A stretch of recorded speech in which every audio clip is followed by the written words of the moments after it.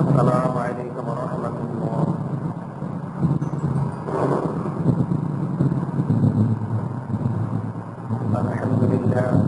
الحمد لله نحمده ونستعينه ونستغفره ونؤمن به ونتوكل عليه ونعوذ بالله من شرور أنفسنا ومن سيئات أعمالنا من يهده الله فلا مضل له ومن يضلله فلا هادي له ونشهد أن لا إله إلا الله وحده لا شريك له نشهد أن سيدنا نبينا حبيبنا شفيعنا مولانا محمد صلى الله عليه وسلم. أما بعد أعوذ بالله من الشيطان الرجيم بسم الله الرحمن الرحيم.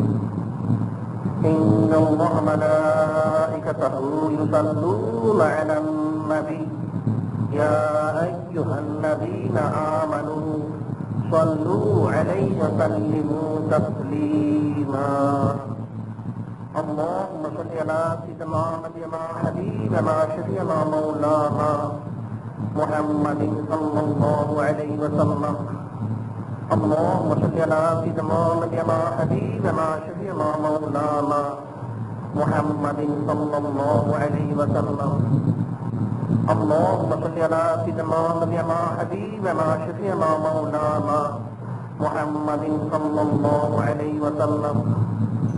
اللهم صل على سيدنا نبينا حبيبنا شفيعنا مولانا محمد صلى الله عليه وسلم. اللهم صل على سيدنا نبينا حبيبنا شفيعنا مولانا محمد صلى الله عليه وسلم. اللهم صل على سيدنا نبينا حبيبنا شفيعنا مولانا محمد صلى الله عليه وسلم. خطبة اليوم في التصوف. আজকের খুতবা ইলমে তাসাউফ অর্থাৎ তাসাউফ সম্পর্কে যে ইলমুল ইহসান, ইলমুত তাসকিয়া, ইলমুল মারিফা ইত্যাদি বলা হয়ে থাকে। ইলমুত তাসাউফ এমন এক ইলম যার মাধ্যম দিয়ে বান্দার পক্ষে আল্লাহ তাকে সন্তুষ্টি, আল্লাহ তাকে হাবিব আখির নবী হুজুর পাক সাল্লাল্লাহু আলাইহি ওয়াসাল্লাম সন্তুষ্ট অর্জন করা সম্ভব। ইলমুত তাসাউফ ব্যতীত কোনো বান্দা বান্দির পক্ষে, নর নারীর পক্ষে আল্লাহ তাকে হাবিব আখির নবী হুজুর পাক সাল্লাল্লাহু আলাইহি ওয়াসাল্লাম যেমন তাআল্লুক সম্পর্ক স্থাপন করা সম্ভব নয়, ঠিক একইভাবে আল্লাহ পাকের সাথেও কোনো তাআল্লুক বা সম্পর্ক নেসবত স্থাপন করা, মুহাব্বত মারিফত হাসিল করা কঠিনকালেও সম্ভব নয়। আল্লাহ পাক ইরশাদ করেন, আল্লাহু ইউহিব্বুল মুহসিনিন। আল্লাহ পাক যারা মুহসিন তাদেরকে মহব্বত করেন। প্রকৃতপক্ষে মুহসিন এর ব্যাখ্যায়, এর তাফসীরে অনেক কিছু বলা হয়েছে।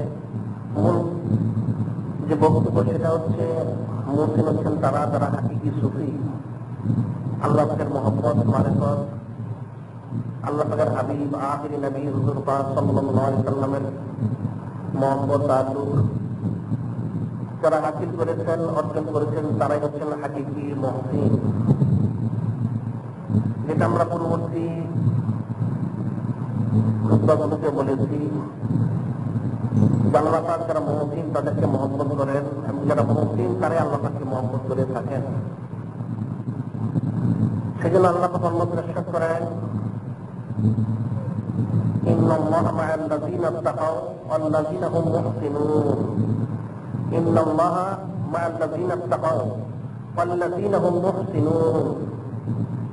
নিশ্চয় আল্লাহ পাক মা'আল্লাযীনা ইত্তাকাও যারা তাকওয়া অবলম্বন করেছে, মুত্তাকি হয়েছে এবং যারা মুহসিন তাদের সাথে আল্লাহ পাক রয়েছেন। সুবহানাল্লাহ। অর্থাৎ যারা হাকিকি সুফি তারাই হাকিকি মুত্তাকি, আর যারা হাকিকি মুত্তাকি তারাই হচ্ছেন সুফি মুহসিন, আল্লাহ পাকের ওলি।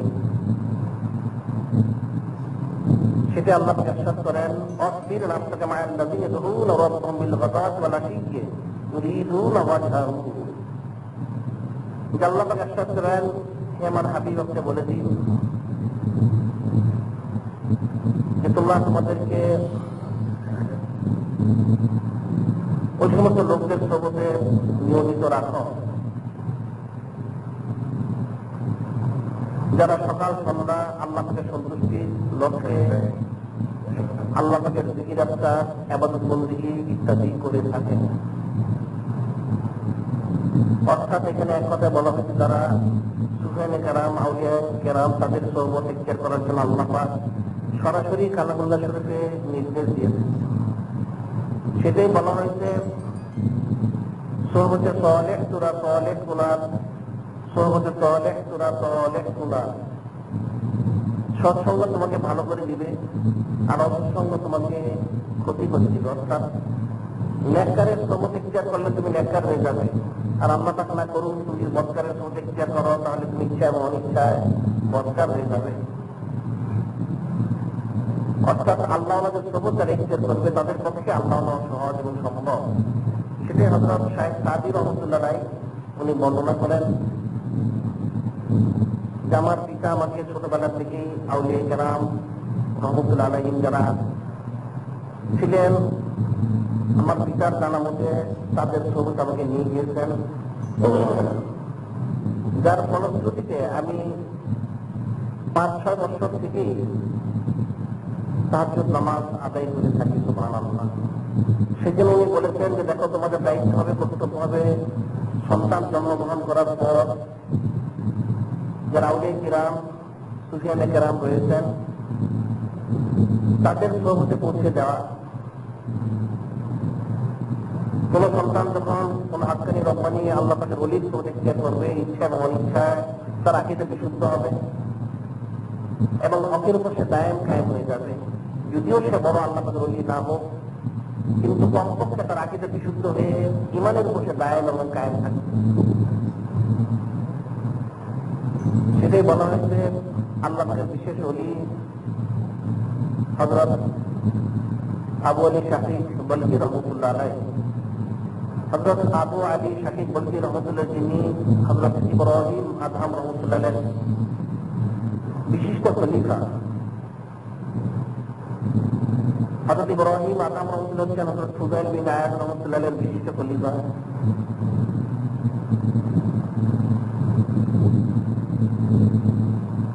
সেই হযরত আবু আলী শাকিক বলকি রহমতুল্লাহ আলাইহি উনি বলেন যে দেখো আমি 1700 তিনানের তরিকত আউলিয়া কেরামের সোহবত ইখতিয়ার করেছি। 1700 জনের সোহবত ইখতিয়ার করেছি। অনেক রিয়াজত মুশাক্কাত করা হয়েছে, জিকির ফিকির করা হয়েছে, অনেক তাহকিক করা হয়েছে। আমার যে পুরস্কারপূর্ণ পয়সা হলো সেটা হচ্ছে বান্দা প্রথম যে দায়িত্ব সেটা হলো ইখলাস অর্জন করা 1 নম্বর। 2 নম্বর হচ্ছে আল্লাহ পাকের রাজ্জাক মনে করা, অর্থাৎ রিজিক দাতা, রিজিক সম্পর্কে নিশ্চিন্ত হওয়া। 3 নম্বর হচ্ছে শয়তানকে একমাত্র শত্রু হিসেবে চিহ্নিত করা। আর 4 নম্বর হচ্ছে মৃত্যুর জন্য মাল সামানা সবসময় প্রস্তুত রাখা, অর্থাৎ মৃত্যুর জন্য প্রস্তুতি গ্রহণ করা।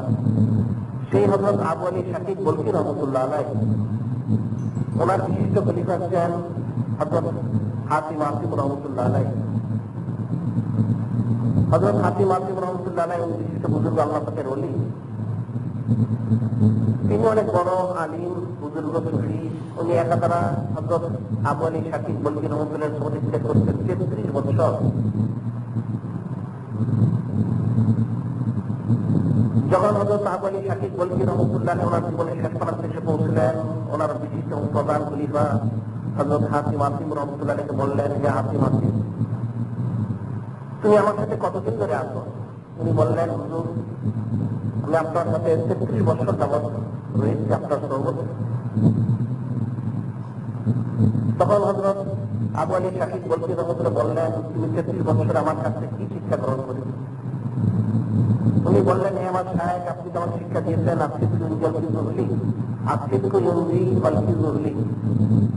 সত্য মানুষের জীবন ধারণ করে থাকে, মিথ্যা মানুষকে ধ্বংস করে দেয়। এবং আল্লাহ পাক কোরআনে বলেছেন,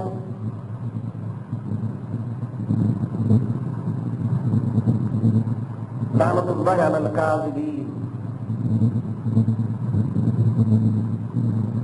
মিথ্যাবাদীর উপর আল্লাহ পাকের লানত। আমি আপনাকে সত্য কথা বলবো, যে আমি আপনার প্রতিক্রিয়া করে যা শিক্ষা গ্রহণ করেছি সেটা আমি 8টা বিষয় হিসেবে সাব্যস্ত করেছি। যে প্রকৃতপক্ষে 8টা বিষয় সম্পর্কে আমি আপনার প্রতিক্রিয়া করে শিক্ষা লাভ করেছি। যখন হজরত হাতিম রহমতুল্লাহ কথা বললেন, সেটা শুনে হযরত আবু আলী শাকিব বলকি রহমতুল্লাহ বললেন,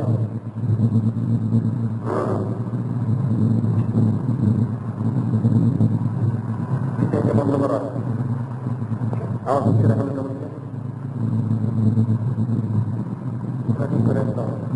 এটা বন্ধ করে দাও।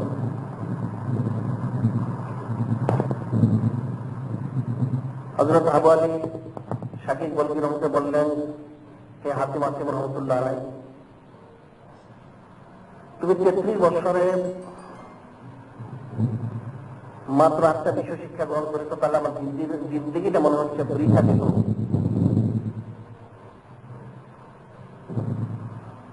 যে আমার জিন্দেগিটা মনে হচ্ছে বৃথা গেল। হযরত হাতিম রহমতুল্লাহ বললেন, হে আমার শায়েখ, আমি যেহেতু সত্য কথা বলবো, যেটা আপনি দয়া করে আমার সে বিষয়গুলো সম্পর্কে দরকার নেই, আমার দরকার নেই, বসুন না। হযরত হাতিম রহমতুল্লাহ বললেন যে আপনি যদি দয়া করে আমার বিষয়গুলি শোনেন, তাহলে হয়তো আপনি আপনার জিন্দিগি যে 33 বছর আমি আপনার প্রতিক্রিয়া করেছি, সেটা কতটুকু আমি ফায়দা লাভ করেছি সেটা বুঝা সহজ এবং সম্ভব হতে পারে। হযরত আবু আলী শাকিব বলকি রহমতুল্লাহ বললেন, ঠিক আছে, বলো তুমি কি শিক্ষা গ্রহণ করেছ। তখন হযরত হাতিম রহমতুল্লাহ বললেন, যে আমার সাহেব, আমি আপনার প্রতিক্রিয়া করেছি, জিকির ফিকির করেছি, মুরাকাব মুশাহাদা করেছি, রিয়াজুল মুশাক্কাত করেছি।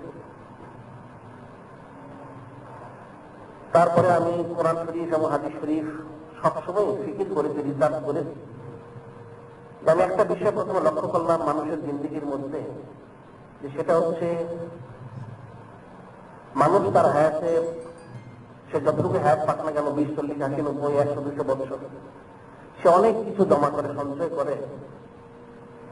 কিন্তু আমি লক্ষ্য করেছি সে যখন ইন্তেকাল করে তখন সে সম্পূর্ণ খালি হাতে সে চলে যায়। তখন আমি ফিকির করতে লাগলাম, এমন কি বিষয় রয়েছে যেটা মানুষ মৃত্যুর সময় নিয়ে যেতে পারে। আমি ফিকির করে দেখলাম, ফিকির করতে করতে কোরআন শরীফের আয়াত শরীফ আমার নজরে এসে গেল।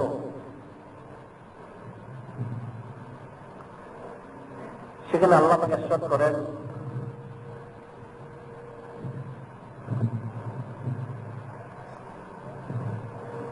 فمن يعمل مثقال ذرة خيرا يره ومن يعمل مثقال ذرة شرا يره। যে এক বিন্দু নেকি করবে সে সেটা পাবে, আর যে বুদ্ধি করবে সেটাও সে পাবে। অর্থাৎ মানুষ যখন ইন্তেকাল করে সবকিছু ছেড়ে সে চলে যায়, তখন তার সাথে কি যায়, যে শুধুমাত্র দেখা যায় তার আমল যেটা রয়েছে, আমল নামা, সেটাই তার সাথে যেয়ে থাকে। এখন সে নেক কাজ করুক সেটা যাবে, অথবা বদ কাজ করুক সেটাও তার সাথে যাবে। যেটা আল্লাহ পাক ইরশাদ করেন, ইন্নাল্লাযীনা আমানু ওয়া আমিলুস সলিহাতি কানাত লাহুম জান্নাতুল ফিরদাউসি নুজুলা। যে আল্লাহ পাক ইরশাদ করেন, ইন্নাল্লাযীনা আমানু ওয়া আমিলুস সলিহাতি কানাত লাহুম জান্নাতুল ফিরদাউসি নুজুলা। নিশ্চয় ঈমান এনেছে, নেক কাজ করেছে, আমলে সালেহ করেছে, তাদের জন্য জান্নাতুল ফিরদাউসে মেহমানদারি রয়েছে। অর্থাৎ তাদের আমলে চলে সেটা কাজে আসবে। আরো একটা করে ইন্না আ'তাদনা জাহান্নামা লিল কাফিরিনা নুজুলা, যে নিশ্চয়ই আমি জাহান্নাম তৈরি করেছি কাফেরদেরকে মেহমানদারি করার জন্য। তাহলে দেখা যাচ্ছে যারা পথ আমল করেছে সে বদ আমলটা তার বদলা ভোগ করতে হবে। যে আমি ফিকির করে দেখলাম যে একমাত্র আমল মানুষের সাথে যাবে, যদি সে ন্যাক কাজ করে সে ন্যাক কাজে তার ফায়দা লাভ করবে, বদ কাজ করলে সে বদ কাজের জন্য সে গ্রেফতার হয়ে যাবে। যে তখন থেকে আমি বেশি বেশি ন্যাক কাজ করা শুরু করে দিলাম, আমলে চলে। যে প্রসঙ্গে বলা হয় যে হযরত সিকান্দার যুলকারনাইন রহমতুল্লাহ আলাইহি, যিনি সারা বিশ্বের মধ্যে কর্তৃত্ব করেছেন, যে আল্লাহ পাক যে দুজন মুসলমানকে আল্লাহ পাকের মনোনীত বান্দাকে সারা বিশ্বের কর্তৃত্ব দিয়েছিলেন, একজন হচ্ছেন আল্লাহ পাকের নবী হযরত সুলাইমান আলাইহিস সালাম, আর দ্বিতীয় ব্যক্তিত্ব হচ্ছেন হযরত সিকান্দার যুলকারনাইন রহমতুল্লাহ আলাইহি। ওনার যখন মৃত্যুর সময় এসে গেল, উনি তখন বললেন, ওনার যারা সঙ্গী সাথী ছিল, যে আমার সঙ্গী সাথী, আমার একটা ওসিয়ত রয়েছে, এটা তোমাদের পালন করতে হবে। ওনার যারা সঙ্গী সাথী ছিল, আসাব ছিল, সভাসদ ছিল, তারা বলল, এই আল্লাহ পাকের ওলি হযরত সিকান্দার যুলকারনাইন রহমতুল্লাহ আলাইহি, আপনার ছেলে আমরা আল্লাহ পাকে অনেক নিয়ামত ভোগ করেছি, অনেক সুখ শান্তিতে রয়েছি, আল্লাহ পাকের মহব্বত মারিফত হাসিল করেছি। অবশ্যই আপনি যদি কোনো কিছু ওসিয়ত করেন, আদেশ নির্দেশ করেন, সেটা যথাযথ আমরা পালন করব, যে আপনি দয়া করে ওসিয়ত করুন। হযরত সিকান্দার যুলকারনাইন রহমতুল্লাহ বললেন যে আমার ওসিয়ত হচ্ছে, আমি যখন ইন্তেকাল করব, ইন্তেকাল করার পর যখন তোমরা আমাকে গোসল করিয়ে খাটিয়েতে করে কবরস্থানে নিয়ে যাবে, তখন তোমরা একটা কাজ করবে। সেটা কি?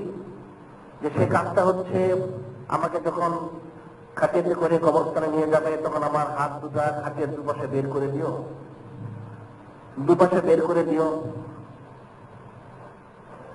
বের করা অবস্থা আমাকে তোমরা কবরস্থানে নিয়ে যাবে। ওনার যারা সঙ্গী সাথী ছিল, যারা সভাসদ ছিল, তারা বললেন, হে আল্লাহ পাকের ওলি, এটা কেমন কথা? আমরা জেনে এসেছি হযরত আদম আলাইহিস সালাম থেকে শুরু করে এ পর্যন্ত কোন মানুষকে যখন কবরস্থানে নেওয়া হয় খাটিয়েতে করে, তখন তার হাত খাটিয়ার ভিতরেই রাখা হয়। এটা হচ্ছে শরীয়তের মাসালা এবং সুন্নাত। তাহলে আপনার হাত মোবারক কেন আমরা খাটিয়ে থেকে বের করে দিব? উনি বললেন যে দেখো, এটা বলার পিছনে আমার একটা কারণ রয়েছে, যে মানুষ দুনিয়ার জন্য বেকুল।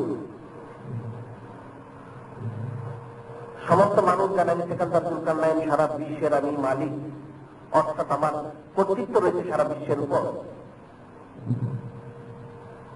জানি এত সম্পদশালী সারা বিশ্বের মালিক হওয়ার পরেও, এর মধ্যে কর্তৃত্ব থাকার পরেও আমি সেটাই বোঝাতে চাচ্ছি, আমি যখন ইন্তেকাল করবো, কবরস্থানে যাব, মানুষ আমার হাত ধরে দেখবে যে আমি সিকান্দার যুলকারনাইন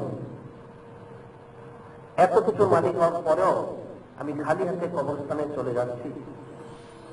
তাহলে তোমরা 10-20 বিঘা 50 বিঘা লক্ষ হাজার কোটি ডলারের মালিকই হয়েছ, তাহলে তোমরা কতটুকু নিয়ে যাবে? আমি সারা বিশ্বের মালিক হওয়ার পরেও সিকান্দার যুলকারনাইন খালি হাতে আমি কবরস্থানে চলে যাচ্ছি। এ থেকে তোমাদের ইবরত এবং নসিহত হাসিল করা দরকার। সেই উদ্দেশ্যে আমি বলেছি যে আমার হাত দুটো বের করে দিবে, মানুষ যেন দেখতে পায় আমি সারা বিশ্বের লোক কর্তৃত্ব করেছি সিকান্দার যুলকারনাইন, আমি আজকে খালি হাতে কবরস্থানে চলে যাচ্ছি। তাহলে তোমাদের যে সম্পদ রয়েছে, বিষয় রয়েছে, টাকা পয়সা রয়েছে, যা কিছু রয়েছে, তোমরা তাহলে কি নিয়ে যাবে? তাহলে দেখা যাচ্ছে একটা লোক মৃত্যুর সময় সে কিছুই নিতে পারে না, শুধুমাত্র তার আমল যেটা রয়েছে, আমল নামা, সেটাই তার কাছে গিয়ে থাকে, অন্য কিছু নয়। সেটাই হাদিস শরীফে ইরশাদ করা হয়েছে, আল্লাহ পাকের হাবিব আখিরি নবী হুজুর পাক সাল্লাল্লাহু আলাইহি ওয়াসাল্লাম করেন, قال النبي صلى الله عليه وسلم মাসলুবনি আদম ওয়া মালিহি ওয়া আহলিহি ওয়া আমালিহি কারাজুলিন লাহু সালাসাতু ইখওয়াতিন আও সালাসাতু আসহাবিন ফাকাল আহাদুহুম আনা মাকা হায়াতাকা ফাইযা মিত্তা মাততু মিনকা ওয়া লাস্তা মিন্নি قال الآخر أنا معك فإذا ملكت تلك الشجرة لست مني ولست منك وقال الآخر أنا معك حيا وميتا আল্লাহ পাকের হাবিব আখরি নবী হুজুর পাক সাল্লাল্লাহু আলাইহি ওয়াসাল্লাম করেন যে দেখো একটা আদম সন্তানের একটা মেশাল হচ্ছে সে যখন মৃত্যুর নিকটবর্তী হয়, একটা আদম সন্তান যখন মৃত্যুর নিকটবর্তী হয় তখন তার নিকটে তিনজন বন্ধু থাকে।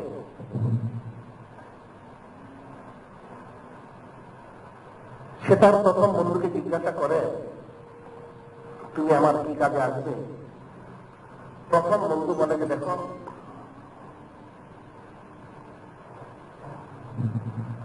আমার মাকে হায়াতাকা ফাইযা মিত্তা, আমি হায়াত বলতে তোমার সাথে রয়েছে, যখন তুমি ইন্তেকাল করবে লাস্তু মিনকা ওয়া লাস্তা মিন্নি, যখন তোমার ইন্তেকাল হয়ে যাবে তখন আমিও তোমার থাকবো না, তুমি আর আমার থাকবে না। সে যখন তার দ্বিতীয় বন্ধু থেকে রুজু হয় قال الآخر أنا معك فإذا بلغت تلك الشجرة لست منك ولست مني, দ্বিতীয় বন্ধু থেকে যখন রুজু হয় তখন সে বলে যে দেখো কবরস্থান পর্যন্ত আমি তোমার সাথে যাব, দাফন করার পর তুমি আমার নও আমিও তোমার নই। قال الآخر তৃতীয় বন্ধু থেকে সে তখন রুজু হয় যে তুমি আমার কি কাজে আসবে?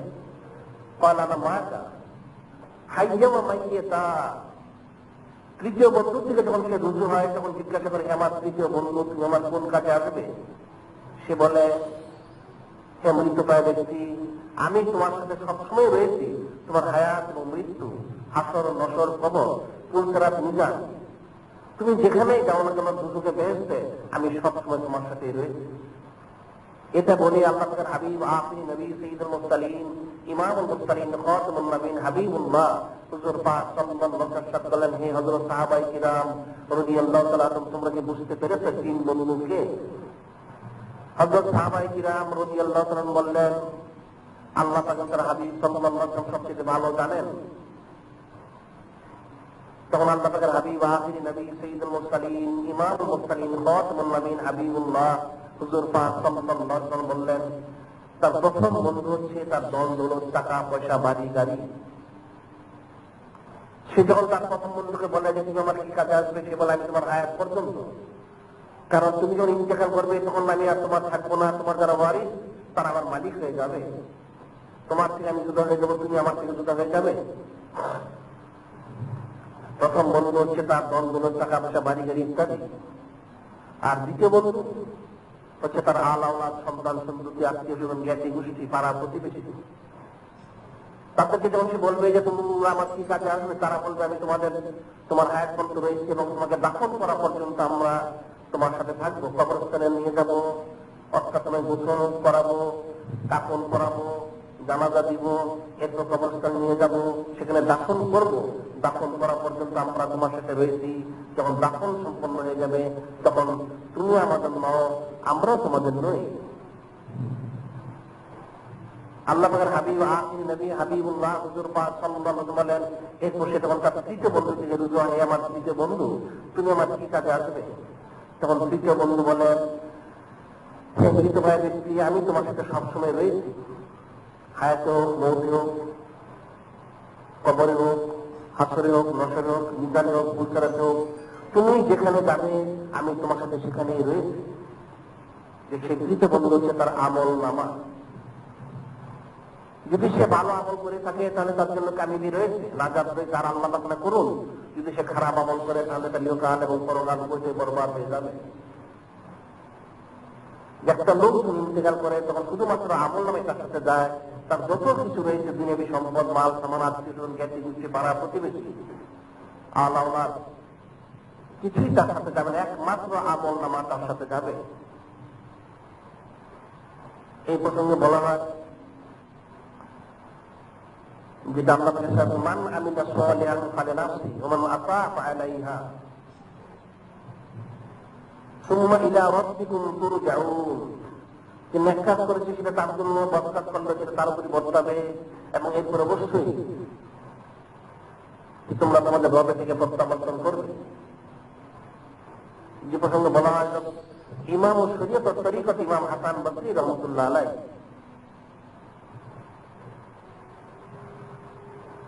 যিনি হযরত আলী রাদিয়াল্লাহু তাআলা আনহুর খলিফা, বিশিষ্ট বুজুর্গ সুফি, অর্থাৎ ইলম আমল ইখলাস সব দিক থেকে সর্বপ্রকার যোগ্যতা সম্পন্ন হচ্ছেন হযরত ইমাম ও শরীয়ত তরিকত ইমাম হাসান বসরি রহমতুল্লাহ আলাইহ। ওনার সম্পর্কে বলা হয় উনি প্রথম জীবনে ছিলেন ব্যবসায়ী। উনি মণিমুক্তা, হীরাজহর, স্বর্ণ, চাঁদি ইত্যাদির ব্যবসা করতেন। খুব ধনী ব্যক্তি ছিলেন, ব্যবসায়ী। রোম দেশ থেকে স্বর্ণ মণিমুক্তা এনে উনি ওনার বস্তার বাজার বিক্রি করতেন, লক্ষ লক্ষ টাকা সে যেমন উনি লাভ করতেন। উনি একবার ব্যবসা করতে গিয়েছেন সেই রোম দেশে। রোম দেশের এক উজির ছিল, মন্ত্রী, তার সাথে ওনার মহব্বত ছিল, বন্ধুত্ব ছিল। উনি যখন গেলেন একবার মাল সামান টানার জন্য, ব্যবসা করার জন্য সেই স্বর্ণ মণিমুক্তা, উজির বলল, হে হযরত হাসান বসরি রহমতুল্লাহ আলাইহ, আপনি তো এসেছেন, আপনার ব্যবসায় মাল নেওয়ার জন্য করতে পারে, সে নিয়ে যান, সেটা থেকে ব্যবসা করে থাকেন। এবার এক কাজ করুন, আমার সাথে একটু চলুন, আমি আপনাকে একটা বিশেষ ঘটনা দেখাবো, তার মধ্যে ইবরত রয়েছে, নসিহত রয়েছে। হযরত ইমাম হাসান বসরি রহমতুল্লাহ বললেন, বেশ, কোথায় নিয়ে যাবেন, চলুন। শহর থেকে একটু দূরবর্তী স্থানে একটা খুব বড় ময়দান, সেখানে ওনাকে নেওয়া হলো। হযরত ইমাম হাসান বসরি রহমতুল্লাহ বলেন, আমি সেখানে গিয়ে দেখতে পেলাম খুব বড় ময়দান, তার মধ্যে একটা বড় তাঁবু টানানো রয়েছে, স্বর্ণ মণিমুক্তা খচিত, অনেক মূল্যবান তাঁবু। আমি দূর থেকে উদ্দেশ্য লক্ষ্য করতে লাগলাম যে সেখানে তাঁবুর মধ্যে অনেক লোকজন জমা রয়েছে, এমনকি সে রোম সম্রাট সেখানে রয়েছে।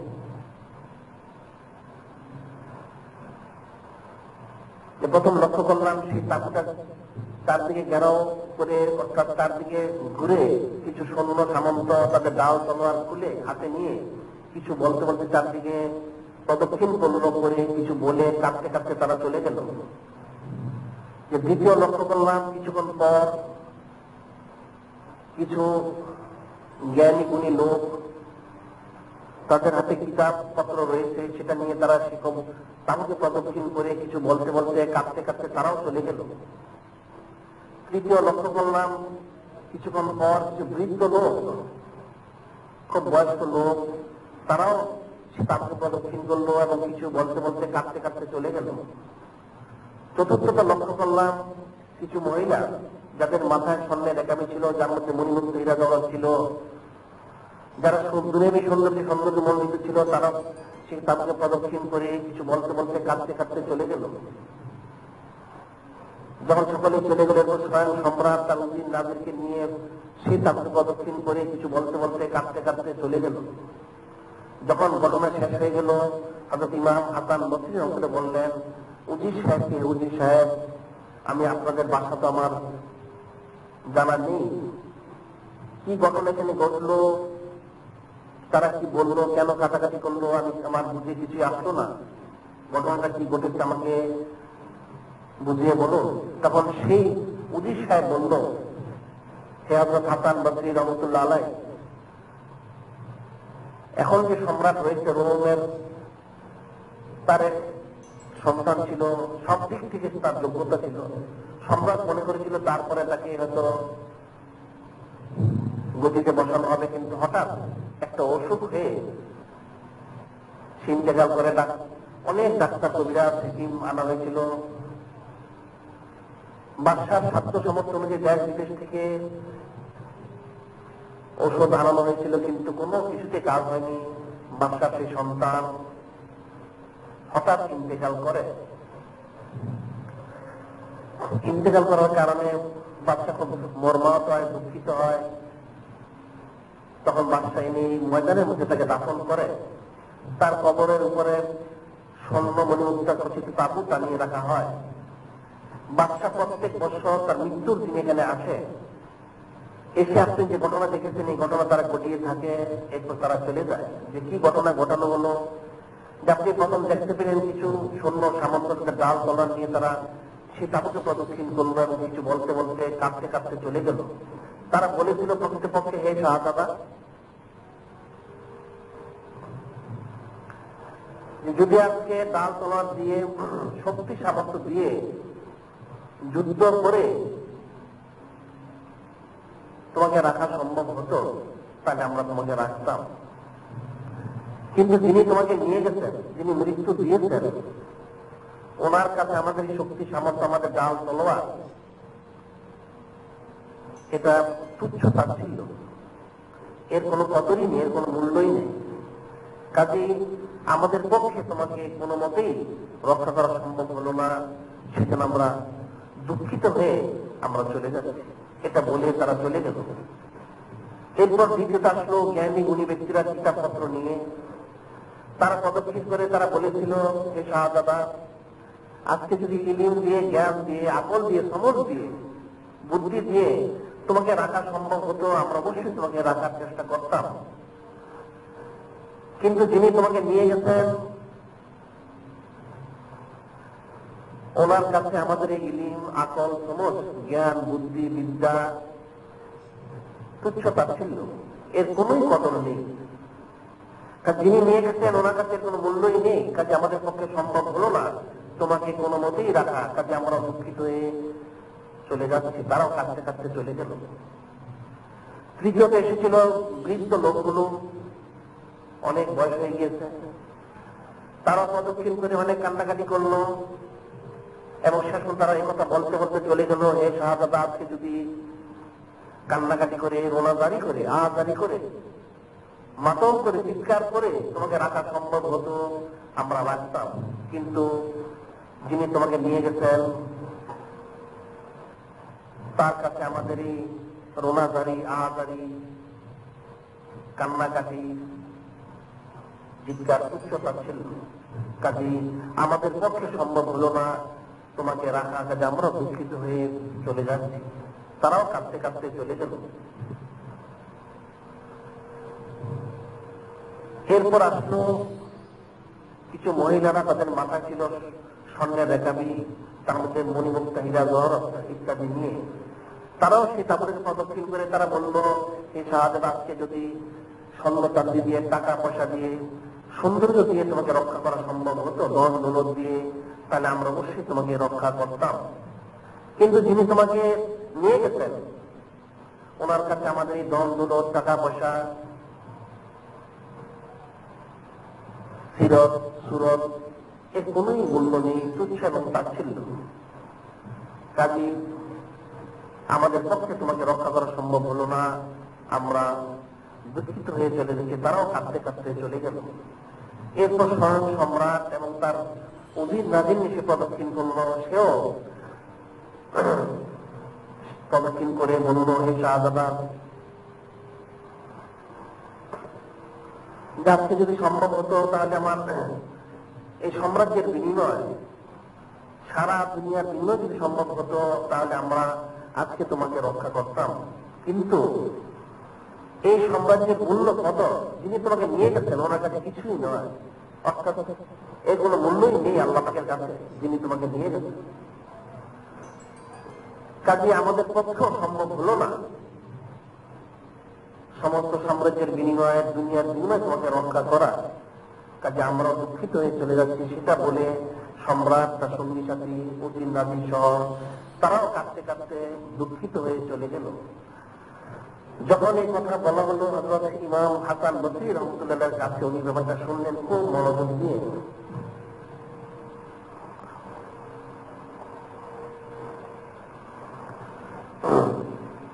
শুনে উনি বললেন, ব্যাপারটা খুব ফিকিরের বিষয়। সে শাহজাদা সম্রাটের সন্তান, তার কোনো কিছুর অভাব ছিল না, তারপরেও তাকে চলে যেতে হলো এবং সে খালি হাতেই চলে গেল। যদি তাই হয়ে থাকে তাহলে আমাদের তো চলে যেতে হবে। এটা চিন্তা করে ইমাম হাসান বসরি রহমতুল্লাহ সেবার কোনো মাল আমরা আনলেন না। মণিমুক্তার খরিদ করলেন না ব্যবসার জন্য, উনি সরাসরি চলে আসলেন, এসে উনি ফিকির করলেন, জিহাদ মুশাক্কাত করলেন এবং ফিকির করে পরবর্তীতে আল্লাহ পাকের ওলি হলেন, ইমাম ও শরীয়ত ও তরিকত হলেন। সুবহানাল্লাহ। যে বাদশার সন্তানকে রাখা গেল না কোনো কিছুর বিনিময়ে, তাহলে কোনো মানুষকে রাখা যাবে না, সকলকে চলে যেতে হবে। এবং শুধু এইভাবেই না, তাকে খালি হাতেই চলে যেতে হবে, যেটা বলা হয়েছে জিন্দেগানি ফিক্রে ফানি কুছ নেই যাওয়েঙ্গে সাথ, সব সুরঙ্গে চল যাওয়েঙ্গে খালি হাত। দুনিয়াবী জিন্দেগি ক্ষণস্থায়ী, সকলকে চলে যেতে হবে, সব ছেড়ে খালি হাতে কিছু নিয়ে কেউ যেতে পারবে না। প্রত্যেককে সমস্ত কিছু ত্যাগ করে খালি হাতে চলে যেতে হবে। শুধু তার সাথে যাবে সেটা হচ্ছে তার আমল নামা, অন্য কিছুই তার সাথে যাবে না। হযরত হাতেম রহমতুল্লাহ বললেন, হে আমার শায়েখ, অনেক ফিকির, অনেক চিন্তা করা হয়েছে, শেষ পর্যন্ত আমি এই সিদ্ধান্তে পৌঁছেছি যে কিছুই আমার সাথে যাবে না, একমাত্র আমল নামা যাবে। তখন থেকে আমি বেশি বেশি আমলে চলে নেক কাজ করা শুরু করে দিলাম। তখন থেকে আমি বেশি বেশি নেক কাজ আমলে চলে করা শুরু করে দিলাম। যখন হযরত আবু আলী শাকিক বলকি রহমতুল্লাহ মনোযোগে শুনলেন ওনার বক্তব্য, শুনে উনি বললেন, হে হাতিম, তুমি তো উত্তম জিনিস শিক্ষা করেছ, খুব উত্তম বিষয় তুমি শিক্ষা করেছো। তোমার যে প্রথম বিষয়টা সেটা খুব উত্তম, তাহলে তোমার দ্বিতীয় যে বিষয়টা রয়েছে সেটা তুমি কি শিক্ষা করেছ সেটা আমাকে বলো। উনি বললেন, হে আমার শায়েখ, যখন এই বিষয় আমার তাকিদ হয়ে গেল যে একমাত্র আমলের ফলে ছাড়া, অর্থাৎ আমল নামা তার কিছুর সাথে যাবে না, তখন আমি আবার ফিকির করতে লাগলাম। আমি মানুষের মধ্যে একটা বিষয় লক্ষ্য করলাম, সেটা হচ্ছে আমি দেখতে পেলাম মানুষ সকলেই নফসের গোলাম, সকলেই নফসের পায়রোকি করে থাকে। আমি তখন মনে মনে চিন্তা করলাম, কি করে নফসের গোলামি থেকে উদ্ধার পাওয়া যায়, এই সম্পর্কে কি বর্ণিত রয়েছে, কি আদেশ নির্দেশ রয়েছে। আমি কোরআন শরীফ বারবার ফিকির করে পড়তে লাগলাম। পড়তে পড়তে একটা আয়াত শরীফ সমান নজরে এসে গেল। সে আয়াত শরীফ কেন হচ্ছে, আল্লাহ তাআলা ইরশাদ করেন, ওয়া আম্মা মান খাফা মাকামা রাব্বিহি ওয়া নাহান নাফসা আনিল হাওয়া ফাইন্নাল জান্নাতা হিয়াল মা'ওয়া। আল্লাহ তাআলা ইরশাদ করেন, ওয়া আম্মা মান খাফা মাকামা রাব্বিহি ওয়া নাহান নাফসা আনিল হাওয়া ফাইন্নাল জান্নাতা হিয়াল মা'ওয়া। আল্লাহ তাআলা ইরশাদ করেন যে আল্লাহ পাকের দরবারে দাঁড়িয়ে জবাব দিতে ভয় করে এবং নফসের বিরোধিতা করে, তার গায়ে কি হচ্ছে মাওয়া জান্নাত। সুবহানাল্লাহ। তখন আমি ফিকির করলাম যে নিশ্চয় আল্লাহ পাকের দরবারে দাঁড়িয়ে জবাব দিতে ভয় করতে হবে এবং নফসের বিরোধিতা করতে হবে। তাহলে জান্নাত পাওয়ার কথা, জান্নাত পাওয়ার অর্থ হলো আল্লাহ পাকের সন্তুষ্টি, আল্লাহ তাআলার সন্তুষ্টির আনন্দ হাসিল করা। তখন থেকে আমি নফসের বিরোধিতা করা শুরু করে দিলাম। এই সম্পর্কে বর্ণিত রয়েছে যে নফসের যদি কেউ বিরোধিতা করে তাহলে তার পক্ষে নাজাত পাওয়া সম্ভব, সন্তুষ্টি লাভ করা সম্ভব। যে খলিফা হারুনুর রশিদ, যে মুসলমানদের মধ্যে আব্বাসীদের মধ্যে বিশেষ খলিফা ছিল, তার অনেক সভাসদ ছিল, শক্তিশালী ছিল, কিন্তু তার স্ত্রী জোবাইদা বেগম সে ছিল নেককার।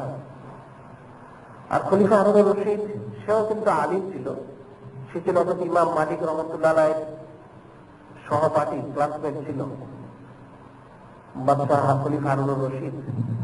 তার ইলম কালাম আকল সমঝ মোটামুটি খারাপ ছিল না, তো তার সঙ্গী সাথীর কারণে অনেক সময় এলোমেলো কাজ করত। একদিন কোন এক প্রসঙ্গে কথা উঠল, খলিফা একটা বিষয় সে গল্প করার জন্য চিন্তা ভাবনা করলো, সেটা তার স্ত্রী জোবাইদা বেগমকে সে বলল, যেটা তার সভাসদরা তাকে করার জন্য বারবার তাকিদ করতেছিল।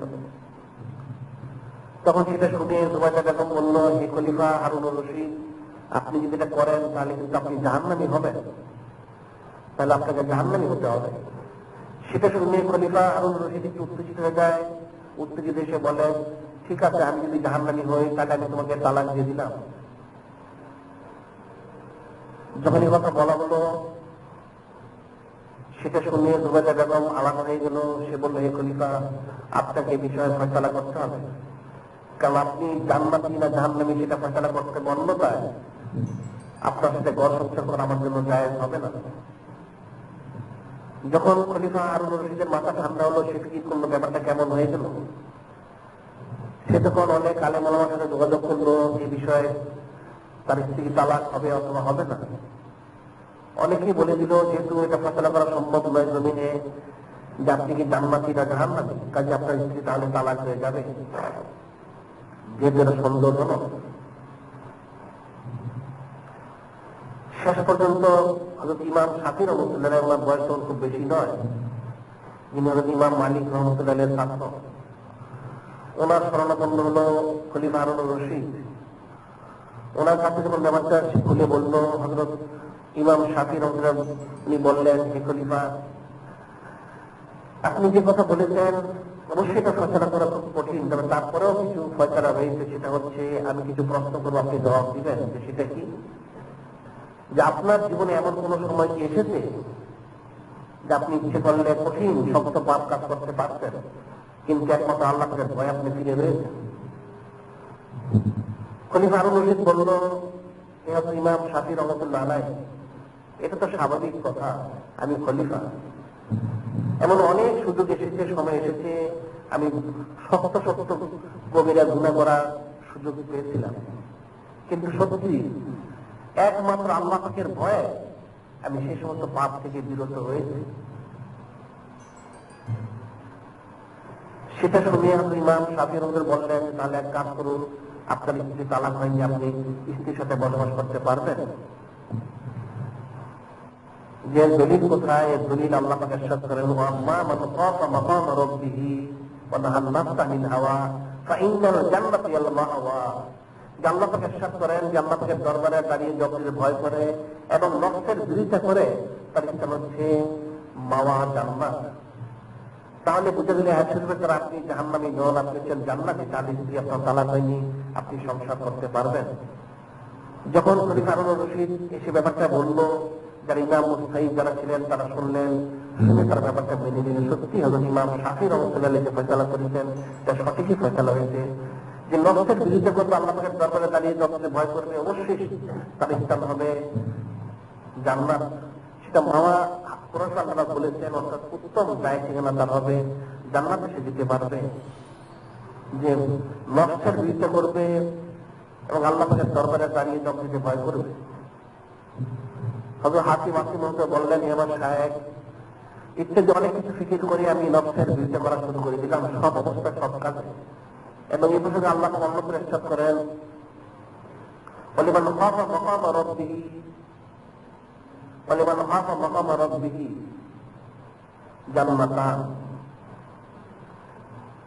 যে ব্যক্তি আল্লাহ পাকের দরবারে দাঁড়িয়ে যতদিন ভয় করে তার জন্য দুটা জান্নাত রয়েছে। সুবহানাল্লাহ, তার জন্য দুটা জান্নাত আল্লাহ পাক নিজে বলেছেন যে আল্লাহ পাকের দরবারে দাঁড়িয়ে যতদিন ভয় করবে তার জন্য দুটা জান্নাত রয়েছে। অর্থাৎ সব অবস্থাকে নষ্টের বিরুদ্ধে করবে তার জন্য একমাত্র কামিনী রয়েছে। কিন্তু নফস মানুষকে খারাপ কাজে উত্তেজিত করে থাকে, উৎসাহিত করে থাকে। এই জন্য আল্লাহ পাক অবশ্যই বলেছেন যে নফস হচ্ছে প্রকৃতপক্ষে তিন প্রকার। যেটা নফসে আম্মারা, সেটা আল্লাহ পাক বলেছেন ইন্নাল নফসা লাআম্মারাতুম বিসসূ। এই নফসে আম্মারা যেটা খারাপ কাজে বেশি বেশি আদেশ করে থাকে, প্রকৃতপক্ষে এটা হচ্ছে কাফেরদের নফস, এবং যারা চরম ফাসিক তাদের নফস হচ্ছে নফসে আম্মারা। আর দ্বিতীয় শ্রেণীর নফস যেটা নফসে লওয়ামা, যেটা তিরস্কারকৃত নফস, যেটা নেক কাজ করে বদ কাজ করে, বদ কাজ করে নেক কাজ করে, ইস্তেগফার তওবা করে, আবার পাপ করে, আবার নেক কাজ করে। অর্থাৎ সে নেক এবং বদের মধ্যে সে থেকে যায়, নেক কাজ করে, ইস্তেগফার তওবাও করে, সে নফসে লওয়ামা। আর নফসে মুতমাইন্না যেটা, সেটা হচ্ছে আউলিয়া কেরাম যারা নবী রাসূল তাদের নফসে মুতমাইন্না। এরপরও নফসে আরো রয়েছে রাদিয়া, মারজিয়া, মুলহামা, অনেক রকম রয়েছে। অর্থাৎ সেটা নফসে মুতমাইন্না হওয়ার পরে তার মর্যাদা তার দরজা অনুযায়ী তার নফসের আলাদা নাম হয়ে থাকে, মর্যাদা মর্তবা সে লাভ করে থাকে। কাজে নফস মানুষকে খারাপ করে উৎসাহিত সম্ভব। সেই প্রসঙ্গে আর একটা ঘটনা উল্লেখ করা হয় যে হযরত আব্দুল কুদ্দুস গাঙ্গুহি রহমতুল্লাহ আলাইহ, আব্দুল কুদ্দুস গাঙ্গুহি রহমতুল্লাহ আলাইহ, যিনি বিশিষ্ট বুজুর্গ আল্লাহ পাকের ওলি ছিলেন। উনি একবার সফর করতে করতে এক পাহাড়ি এলাকায় গিয়েছিলেন। সেখানে যে দেখতে পেলেন অনেক লোক সেখানে জমা হয়ে রয়েছে। লোকদের জিজ্ঞাসা করলেন, তোমরা এখানে জমা হয়েছে কেন? তারা বলল, হুজুর, এই পাহাড়ের গুহার মধ্যে একটা লোক রয়েছে, এক যোগী। সে প্রত্যেক বছর একবার বের হয়, বের হয়ে এসে মানুষ যে যার নিয়তে আসে, পানি বা এই ধরনের কিছু নিয়ে আসলে সে সেটা ফু দিয়ে থাকে, কিছু তদবিরও সে দিয়ে থাকে, যেটা মানুষ উপকার পেয়ে থাকে। যে তার বের হওয়ার সময় এসে গেছে, সেই জন্য এখানে লোকজন জমা হয়েছে।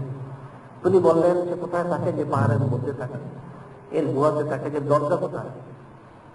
উনি জিজ্ঞাসা করলেন, এর দরজা কোথায়? তারা বললেন, এর কোনো দরজা নেই, একটা ছিদ্র রয়েছে, ওই ছিদ্র দিয়ে সে বের হয় এবং প্রবেশ করে। তিনি বললেন, কোথায়? সেই ছিদ্রটা দেখানো হলো। উনিও সেই ছিদ্রটির ভিতরে প্রবেশ করলেন। যখন প্রবেশ করলেন, প্রবেশ করা মাত্রই সেই যোগী একজন মানুষের অস্তিত্ব অনুভব করে। সে বলল, যেখানে কে প্রবেশ করেছে? উনি বললেন, আমি আব্দুল কুদ্দুস গাঙ্গুহি, একজন মুসলমান। সে একটু সতর্ক হয়ে বললো যে, আপনি এখানে কেন প্রবেশ করেছেন? আমার অনুমতি ব্যতীত। উনি বললেন, আমি দেখতেছি তুমি কি করো, তুমি তো মানুষকে বিভ্রান্ত করতেছ, সেই জন্য আমি সেটা দেখতে এসেছি, তুমি কি করো, যে তুমি এই যোগ্যতা কি করে অর্জন করলে? তখন সে বলল যে, আমি নফসের সাধনা করে, নফসের বিরোধিতা করে এই যোগ্যতা অর্জন করেছি। যে কিভাবে নফসের বিরোধিতা করা, অর্থাৎ আমার নফস যেটা চায় আমি তার বিপরীত কাজ করি। তখন তাকে হেদায়েত করার জন্য উনি বললেন, ঠিক আছে, নফসের বিরোধিতা করা খুব ভালো গুণ তোমার, এটা যদি পুণ্যতে পৌঁছানো যায় তাহলে তোমার জন্য কামিয়াবি। উনি তখন তাকে জিজ্ঞাসা করেন, তুমি তো বাতাস হতে পারো? হ্যাঁ, বাতাস এসে বের হয়, প্রবেশ করে। তাহলে তুমি কি পানি হতে পারো? সে বললো, হ্যাঁ। তাহলে তো পানি হলো দেখি। সে পানি হলো, ওনার রোমানের এক কোনা দিয়ে কিছু পানি সে পানি থেকে রেখে দিলেন। আবার সে মানুষ হলো, উনি বললেন, এখন আমি একটু পানি দেবো, তুমি আমার পানি থেকে একটু পানি রেখে দিও একটা কাপড় দিয়ে। যুগে বললো, ঠিক আছে। উনিও পানি হলেন, সে পানি থেকে কিছুটা পানি রেখে দিল সেই যোগী। উনি যখন আমার মানুষ হলেন, উনি বললেন যে, আমার পানিটা কোথায়? সে আনলো, সেটা থেকে দেখা গেল আতর গোলাপের গ্রাম বেরোচ্ছে। এবং তার যে পানি রাখা হয়েছিল, সেটা আব্দুল কুদ্দুস গাঙ্গুহি রহমতুল্লাহ বললেন, তুমি এটা শুকিয়ে যাবে, এর মধ্যে কেমন গন্ধ রয়েছে, দুর্গন্ধ, বদগন্ধ, মলমূত্রের গন্ধ রয়েছে তোমার পানির মধ্যে। সে বলল, হুজুরের কি কারণ? উনি বললেন, যে পিছনে কারণ রয়েছে। যে পিছনে কারণ তুমি বুঝতে চাও, তাহলে তোমাকে এক কাজ করতে, তুমি ঈমান আনতে হবে। তুমি তওবা করে ঈমান এনে মুসলমান হয়ে যাও। তখন যোগী বললেন, আপনি কি বললেন? উনি বললেন, যে দেখো, তোমার তো দায়িত্ব হচ্ছে, তুমি এই যা কিছু অর্জন করেছো নফসের বিরোধিতা করে, এখন তোমার নফস কি চাচ্ছে ঈমান আনার জন্য? না, চাচ্ছে না। সে বলল, আমার নফস তো সেটা কবুল করে না। উনি বললেন, তাহলে তোমার এত বছর 20-40 বছরের সাধনা সব বাতিল হয়ে যাবে। তুমি তোমার নফসের বিরুদ্ধে তুমি ঈমান আনো, তাহলে তুমি বুঝতে পারবে। তখন সে তার এই সাধনাটাকে ঠিক রাখার জন্য সে নফসের বিরুদ্ধে করে সে তওবা করে ঈমান নিয়ে মুসলমান হলো। হওয়ার পরে বললেন, যে দেখো, তুমি যখন মুসলমান হয়েছো, তোমার যে সাধনা করেছো সেটা তোমার বহাল রয়েছে, তুমি এক কাজ করো, আবার পানি হও। সে আবার পানি হলো, উনি পানিতে কিছু পানি রেখে দিলেন। সে যখন পুনরায় মানুষ হলো, উনি বললেন, এখন তুমি এটা শুকিয়ে দেখো, এর মধ্যে কেমন গ্রাম রয়েছে। দেখলো তারটার মধ্যে আতর গোলাপ হয়ে গেছে। সুবহানাল্লাহ। উনি বললেন, যে দেখো, আল্লাহ পাক বলেছেন, ইয়া আইয়ুহাল্লাযীনা আমানু ইন্নামাল মুশরিকুনা নাজাসুন, ইন্নামাল মুশরিকুনা নাজাসুন। হে ঈমানদাররা, তোমরা যেটা হয়েছে তারা মুশরিক, তারা নাপাক, তাদের মধ্যে বদগন্ধ, দুর্গন্ধ, মলমূত্রের গন্ধ তাদের মধ্যে রয়েছে। যখন তুমি ঈমান নিয়ে মুসলমান হয়ে গেলে, তখন সেই কুফরির গন্ধ সেটা দূর হয়ে গেল, ইমানের যে সুগ্রাণ সেটার মধ্যে পয়দা হয়ে গেল, সেজন্য তোমার এর মধ্যে সুগ্রাণ রয়েছে। এই নফসের বিরুদ্ধে করে ঠিক সেই যোগী সেও ইমান এনে খালি মুসলমান হয়ে গেল। সুবহানাল্লাহ। সেটাই আল্লাহ পাক বলেছেন, ওয়া আম্মা মান খাফা মাকামা রাব্বিহি ওয়া নাহা নাফসা আনিল হাওয়া ফাইনাল জান্নাতি আল মাওয়া। যে আল্লাহ পাকের দরবারে তার নফসের ভয় করে এবং নফসের বিরুদ্ধে করে তার জায়গা হচ্ছে মাওয়া, জান্নাত। হযরত হাতিম আসিফ রাদিয়াল্লাহু বললেন, ইত্যাদি অনেক কিছু ফিকির করার পর আমি দায়নি ভাবেই সব স্তরে সব সময় সদা সর্বদা নফসের বিরুদ্ধে নিয়োজিত রয়েছে। সেটা শুনে হযরত আবু আলী শাকিব বলকি বললেন, হে হাতিম আসিফ, তুমি উত্তম বিষয় শিক্ষা করেছ, তাহলে তোমার তৃতীয় বিষয়টা কি, তুমি যেটা শিক্ষা গ্রহণ করেছ? উনি বললেন, হে আমার সাহেব, এই বিষয় যখন আমার তাহকিক হয়ে গেল তখন আমি আরেকটা জিনিস ফিকির করতে লাগলাম, সেটা হচ্ছে মানুষ দুনিয়াবী জিন্দেগিতে সুখ শান্তিতে থাকার জন্য সম্পদ সঞ্চয় করে, টাকা পয়সা, গাড়ি বাড়ি ইত্যাদি, জায়গা জমি সব সঞ্চয় করে জমা করে রাখতে চেষ্টা করে। যে আমি ফিকির করতে লাগলাম, যেগুলো যে জমা করে রাখা হবে এর শেষ পরিণতি কি হবে, এর বদলা কতটুকু পাওয়া যাবে, সেটা আমি ফিকির করতেছিলাম। কোরআন শরীফ, হাদিস শরীফ আমি রিসার্চ করতেছিলাম। আমি ফিকির করতে করতে কোরআন শরীফ আয়াত পেয়ে গেলাম, যেটা আমার প্রশ্নের জবাব ছিল, যার মধ্যে আয়াত শরীফ কেন হলো, আল্লাহ পাক ইরশাদ করেন, ওমা ইনদাকুম ইয়ানফাদু ওমা ইনদাল্লাহি বাতিল, ওমা ইনদাকুম ইয়ানফাদু ওমা ইনদাল্লাহি বাতিল। যে আল্লাহ পাক ইরশাদ করেন, তোমাদের কাছে যেটা রয়েছে সেটা ধ্বংস হয়ে যাবে, আর আল্লাহ পাকের কাছে যেটা রয়েছে সেটা তোমাদের স্থায়িত্ব লাভ করবে। সুবহানাল্লাহ। আমি ফিকির করলাম, আমাদের কাছে যারা আমরা রেখে যাব সেটা তো ধ্বংস হয়ে যাবে, কিন্তু যেটা আমরা আল্লাহ পাকের কাছে পৌঁছে দিব সেটা তো থেকে যাবে। এই প্রসঙ্গে হাদিসে বর্ণিত রয়েছে যে আল্লাহ পাকের হাবিব আখিরি নবী হুজুর পাক সাল্লাল্লাহু আলাইহি সাল্লাম, উনি একদিন একটা খাসি জবাই করলেন। জবাই করে অনেক জরুরত নিয়ে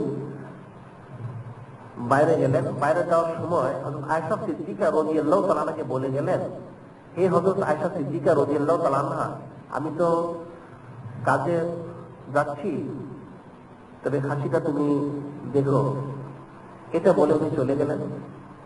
কাজ শেষ করে যখন আসলেন, এসে জিজ্ঞাসা করলেন, হে হযরত আয়েশা সিদ্দিকা রাদিয়াল্লাহু তাআলা আনহা, খাসিটার কিছু রয়েছে কি? উনি বললেন, হ্যাঁ। কি রয়েছে? একটা কাজ রয়েছে, একটা কাজ। আর সব শেষ হয়ে গেছে। সেটা শুনে আল্লাহ পাকের হাবিব আখিরি নবী হুজুর পাক সাল্লাল্লাহু আলাইহি ওয়াসাল্লাম বললেন, হে হযরত আয়েশা সিদ্দিকা রাদিয়াল্লাহু তাআলা, ব্যাপারটা ঠিক তা নয়, বরং কাজটাই নেই, সবই রয়েছে। যা দান করে দেওয়া হয়েছে সেটা আল্লাহ পাকের জমা রয়েছে, আর যেটা দান করা হয়নি সেটাই নেই, সেটাই শেষ হয়ে যাবে। যা আল্লাহ পাকের কাছে পৌঁছানো হয়েছে সেটাই রয়েছে, আর যেটা পৌঁছানো হয়নি সেটা প্রকৃতপক্ষে নেই। অর্থাৎ কাজটা তখন দান করা হয়নি, পুরা খাসিটাকে দান করে দেওয়া হয়েছে। সেটা আল্লাহ পাক হাবিব বললেন, আল্লাহ পাক যেটা বলছেন, মা ইনদাকুম ইয়ানফাদু ওয়া মা ইনদাল্লাহি বাতিল, যে তোমাদের কাছে যেটা থাকবে সেটা ধ্বংস হয়ে যাবে, সেটা ধ্বংসশীল, কিন্তু আল্লাহ পাকে যেটা পৌঁছানো হবে সেটা স্থায়িত্ব লাভ করবে, সেই জিনিসটা ধ্বংস হবে না। সেটা অবশ্যই আল্লাহ পাকের কাছে থাকবে, বহাল করবে, এবং আল্লাহ অবশ্যই সেটা ফিরিয়ে দিবেন বান্দাকে। সেটা আল্লাহ পাক বান্দাকে ফিরিয়ে দিবেন। যেটা হাদিসে বর্ণিত রয়েছে যে মানুষ যে আমলগুলো আল্লাহ পাকের কাছে পাঠিয়ে থাকে, সে আমলগুলোকে আল্লাহ পাক লালন পালন করে থাকেন। সুবহানাল্লাহ। যেমন একটা মানুষ একটা ঘোড়ার বাচ্চাকে, ছাগলের বাচ্চাকে অথবা গাভীর বাচ্চাকে লালন পালন করে আস্তে আস্তে বড় করে থাকে, ঠিক আল্লাহ পাক মানুষের নেকিগুলোকে লালন পালন করে করে পাহাড় পাহাড় পরিমাণ করে দিবেন। সুবহানাল্লাহ। সেটাই বলা হয়েছে, আল্লাহ পাক ইরশাদ করেন, মান জা বিল হাসানাতি ফালাহু আশরু আমসালিহা, যে একটা নেক কাজ করে আল্লাহ পাক কমপক্ষে তার বদলা 10টা দিবেন। সুবহানাল্লাহ। সেটা জমিনেও পাবে, পরকালেও সে পাবে। সুবহানাল্লাহ। এর ব্যাখ্যায় একটা ঘটনা বলা হয়, হযরত রাবিয়া বসরি রাহমাতুল্লাহ আলাইহা, তিনি বিশিষ্ট বুজুর্গ, আল্লাহ পাকের ওলি, হযরত ইমাম হাসান বসরি রাহমাতুল্লাহ বিশিষ্ট খলিফা। ওনার কাছে একবার দুজন মেহমান আসলেন। ওনারাও সুফি, খুব ক্ষুধার্ত, আবার দিতে হবে মাত্র হয়েছে 2টা রুটি। হালকা পাতলা ছোট ছোট দুটো রুটি রয়েছে। দুজন মেহমান এসেছেন, মেহমানদারি করতে হবে, খাদ্য দিতে হবে। উনি ঘরে যেহেতু মাত্র দুটো রুটি রয়েছে, দুজন মেহমানকে দিলেন। দেওয়ার পরক্ষণ হঠাৎ একটা ভিখারি আসলো, সে কিছু চাইল। হযরত রাবেয়া বসরি রাহমাতুল্লাহ আলাইহা তাদের কাছ থেকে সেটা আনিয়ে সে ভিখারিকে দান করে দিলেন। যখন দান করে দেওয়া তারা দুজন দরবেশ ছিলেন, তারা একটু মনে মনে গোসাই করলেন যে কেমন ভদ্রতা, কেমন সরাপত, আমাদেরকে খেতে দিয়ে উনি আবার সেটা নিয়ে গেলেন। তারা মনে মনে একটু ফিকির করলো ব্যাপারটা। কিন্তু হয়তো রাবেয়া বসরি রাহমাতুল্লাহ আলাইহা এই ব্যাপারে কাউকে কিছু বললেন। উনি অপেক্ষা করতে লাগলেন। কিছুক্ষণ পর দেখা গেল নিকটবর্তী এক প্রতিবেশীর কাছ থেকে একজন মহিলা একটা ট্রেতে করে কিছু রুটি নিয়ে আসলো। উনি সেটা গণনা করলেন, গুনে দেখতে পেলেন সেখানে মাত্র 18টা রুটি রয়েছে। উনি বললেন, দেখো মহিলাটা ভুল হয়েছে, এটা আমার জন্য আনা হয়নি, এটা তো অন্য কারোর জন্য আনা হয়েছে। সে মহিলা খাদেমা বলল, এটা আপনার জন্য পাঠানো হয়েছে। উনি বললেন, না, এটা তোমার যিনি মনিব রয়েছে ওনার কাছে নিয়ে যাও, এটা ভুল হয়েছে। সে মহিলা আবার নিয়ে গেল, সে মনিব আরো দুটা যোগ করে 20টা করে আবার পাঠিয়ে দিল। যখন 20টা পৌঁছানো হলো তখন উনি সেটা গ্রহণ করলেন, তাহলে ঠিক আছে, এটা আমার জন্য পাঠানো হয়েছে। উনি তখন সেই 20টা রুটি সেই দুই দরবেশকে দিলেন খাওয়ার জন্য। পরবর্তী যখন ওনাকে জিজ্ঞাসা করলো যে ব্যাপারটা কি, আপনি খেতে দিয়ে আবার সেটা নিয়ে গেলেন, যে কেমন কথা? উনি বললেন যে, দেখো, আমি বুঝতে পেরেছিলাম তোমাদের অনেক ক্ষুধা লেগেছে, তোমরা দুটা রুটি তোমাদের হবে না। যখন ভিখারি আমাদের চাইলো, আমি সেটা দান করে দিলাম। আমি তো জানি আল্লাহ পাক ইরশাদ করেছেন, মান জা বিল হাসানাতি ফালাহু আশরু আমসালিহা। আল্লাহ পাক বলেছেন যে একটা নেক কাজ করে তার বিনিময়ে কমপক্ষে 10টা হয়ে থাকে। আমি এটা দান করে দোয়া করলাম যে বারে আলাহি, আপনি তো বলেছেন 1-এ 10 দিয়ে থাকেন, সেটা জমিনেও এবং পরকালেও, তাহলে আমার দুটা রুটির বিনিময়ে কমপক্ষে 20টা আমাকে দিতে হবে। আমি সেই চিন্তা করে বসে রয়েছি, কিন্তু সে মহিলা মাত্র 18টা এনেছে। আমি যখন গুনে দেখলাম 18টা, আমি বুঝলাম এটা আমার জন্য নয়, আমি তাকে ফিরিয়ে দিলাম। তার মনে 20টা দুটা যোগ দিয়ে 20টা করে আমাকে পাঠালো। তখন আমি বললাম, নিশ্চয় আল্লাহ পাক আমার জন্য সেই দুটা রুটির বিনিময়ে 20টা পাঠিয়েছেন। তখন আমি তোমাদের খেতে দিয়েছি, এখন তোমাদের জন্য এই 20টা রুটি যথেষ্ট হবে। এবং তাই হলো সুবহানাল্লাহ। যে কাজী বান্দার কাছে যেটা থাকবে সেটা কিন্তু ধ্বংস হয়ে যাবে, আল্লাহ পাকের কাছে যেটা পৌঁছানো হবে সেটা আস্তে আস্তে বৃদ্ধি পেতে থাকবে এবং সেটা স্থায়িত্ব লাভ করবে। সেটা কর্ষিতকালে ধ্বংস হবে না, সেটা বড়কালে কাজে আসবে। সেটি আল্লাহ পাক অন্যত্র বলেছেন, মাসালুল্লাযীনা ইউনফিকুনা আমওয়ালাহুম ফী সাবিলিল্লাহ, মাসালুল্লাযীনা ইউনফিকুনা আমওয়ালাহুম ফী সাবিলিল্লাহ কামাসালি হাববাতিন আম্বাতাত সাবআ সানাবিলা ফি কুল্লি সুম্বুলাতিন মিয়াতু হাব্বা আল্লাহু যায়িফু লিমান ইয়াশা আল্লাহু ওয়াসিউন আলীম। যে আল্লাহ পাক ইরশাদ করেন, মাসালুল্লাযীনা ইউনফিকুনা আমওয়ালাহুম ফী সাবিলিল্লাহ, ওই ব্যক্তির মিসাল যে আল্লাহ পাকের রাস্তায় দান করে, কি মিসাল? কামাসালি হাববাতিন আম্বাতাত সাবআ সানাবিলা ফি কুল্লি সুম্বুলাতিন মিয়াতু হাব্বা। কি একটা বীজ বপন করলো, একটা গাছ পয়দা হলো, সেখান থেকে 60টা তার শীষ হলো, প্রত্যেক শীষে আবার 100টা করে দানা হলো, একটা গাছে হলো 700টা, একটা 700টা হলো। এরপর আল্লাহ বলতেছেন,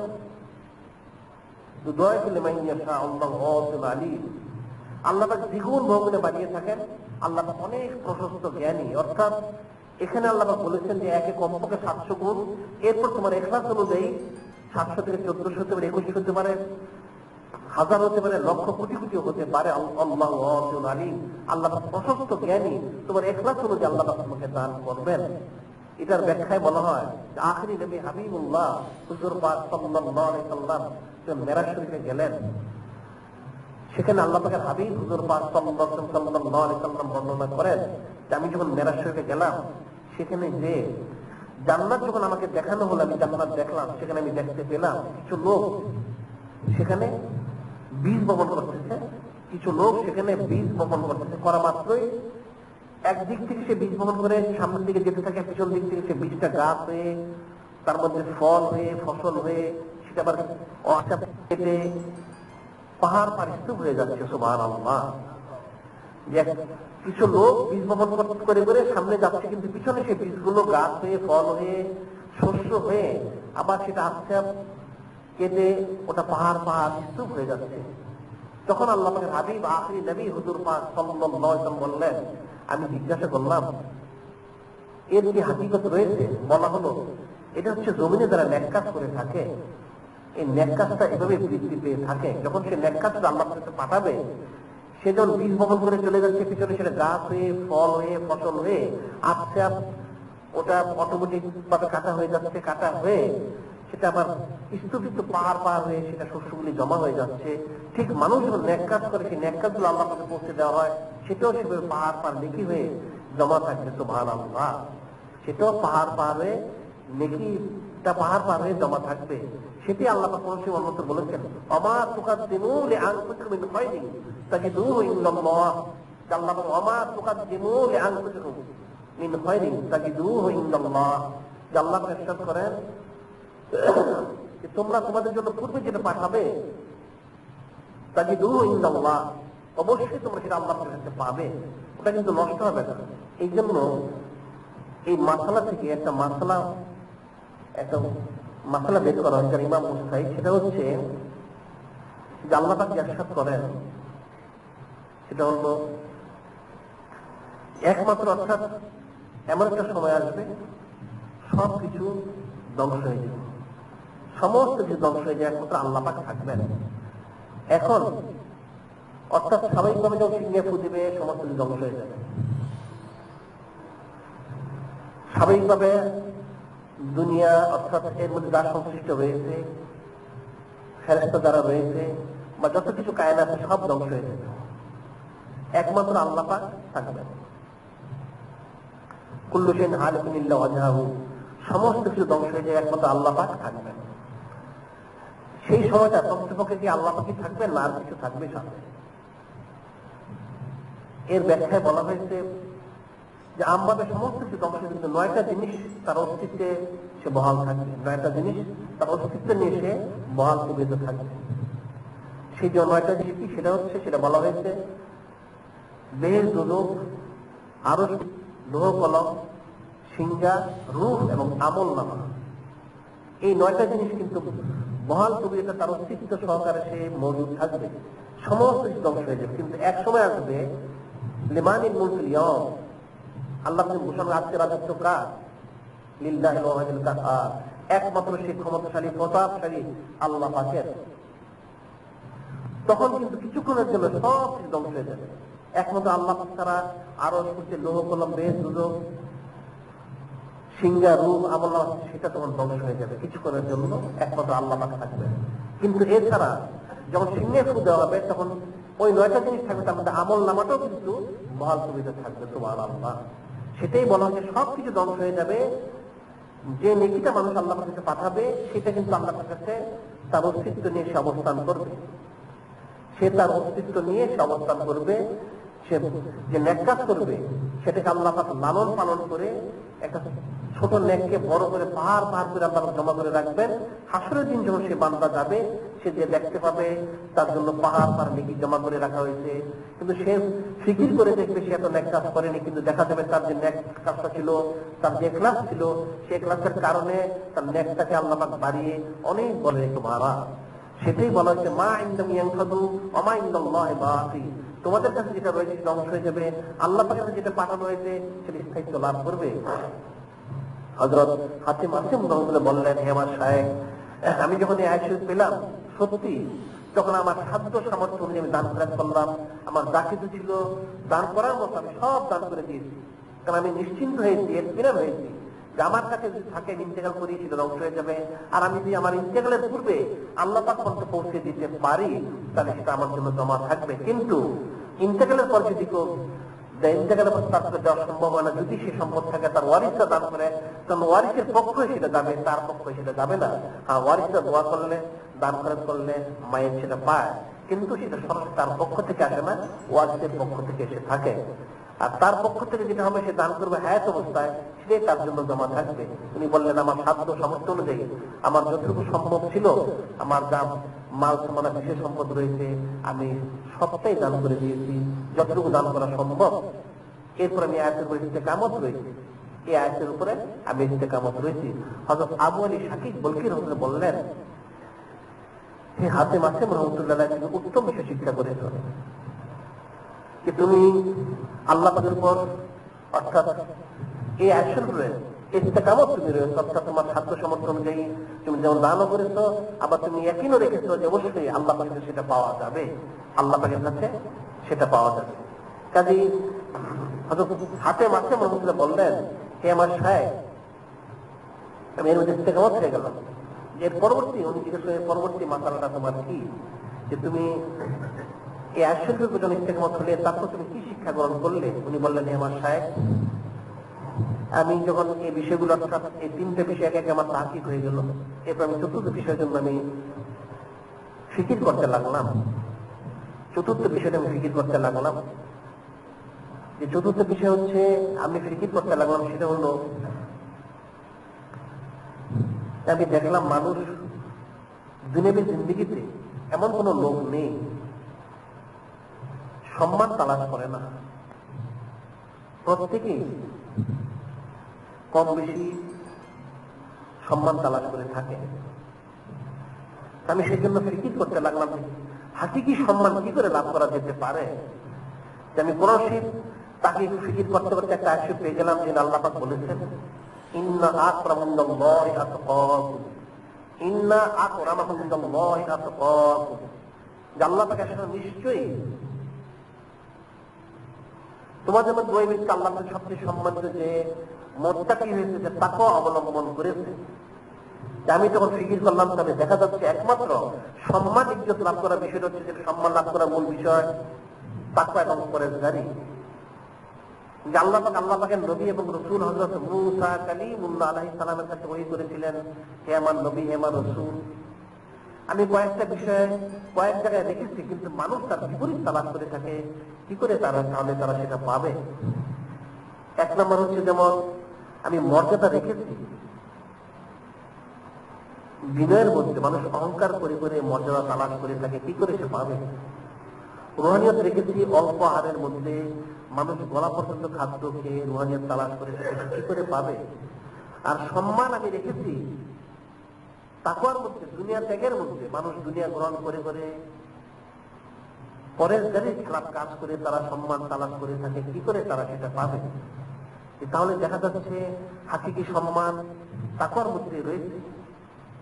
উনি বললেন, তখন আমি তাকওয়া অবলম্বন করার জন্য কোশিশ করলাম, যে তাহলে হাকিকি তাকওয়াটা কি, হাকিকি মুত্তাকি কে?